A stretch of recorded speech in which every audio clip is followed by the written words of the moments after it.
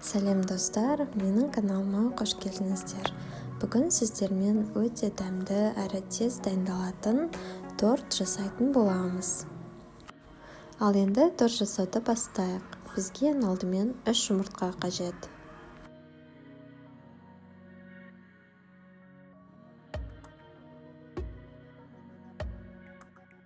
Жұмыртқамызды біркелкі етіп араластырып шығамыз.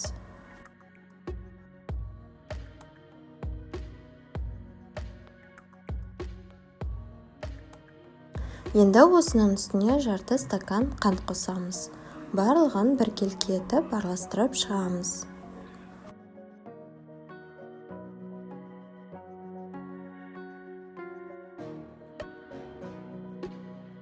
Араластырған сайын қантымыз еріп, масса 2 есе ұлғаю қажет.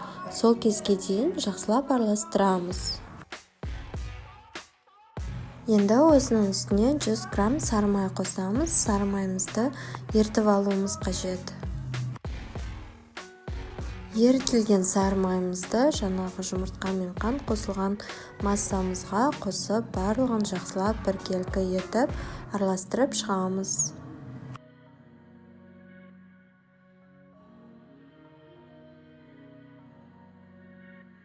Енді бөлек ыдысқа 1 стакан ұн, 3 ас қасық какао және де 1 чай қасық қопсытқыш қосып, барлығын біркелкі етіп араластырып шығамыз.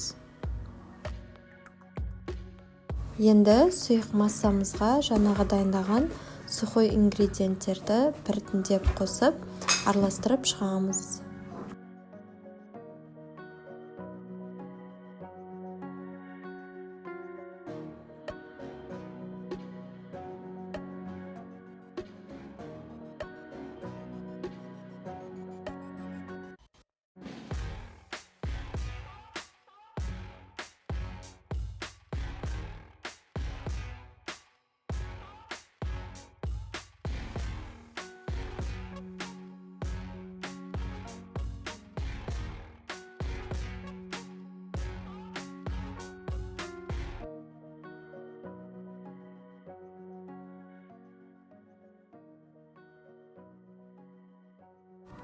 Дайындаған массамыз қаймақ секілді кішкене сұйықтау болып шығуы қажет.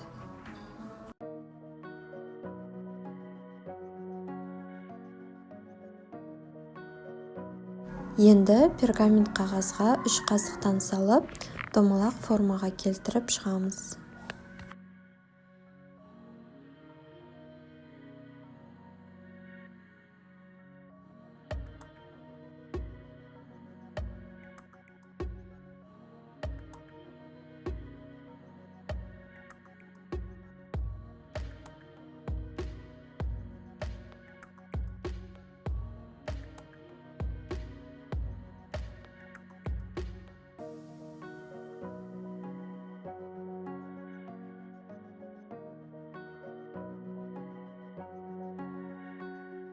Қызып тұрған 200 градус духовкада 5 минут аралығында пісіріп шығамыз.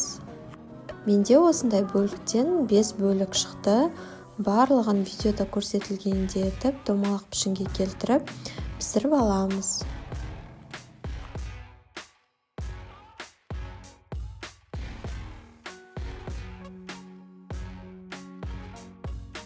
Енді кремін жасайтын боламыз.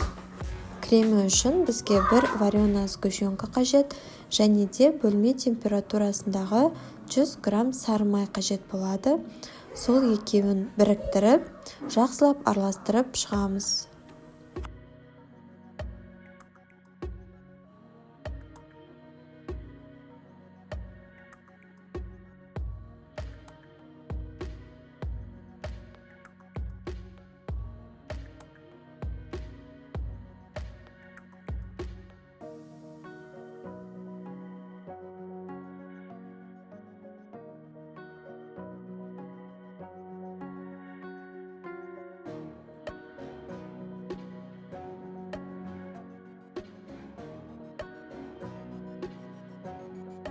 Кремге жаңғақты майда бөліктерге бөліп, қосып жіберсеңіздер де болады. Бірақ бұл өз қалауларыңыз, қоспасаңыздар да болады.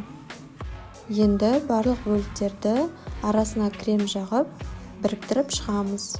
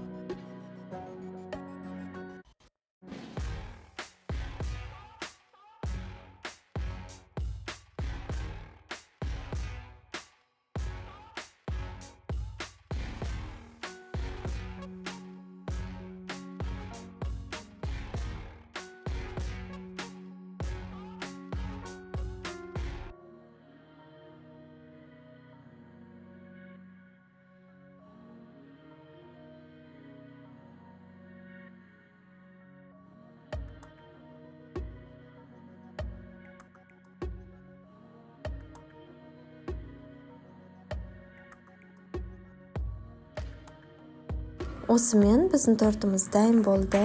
Енді өздеріңіздің қалауларыңызша сәндесеңіздер болады.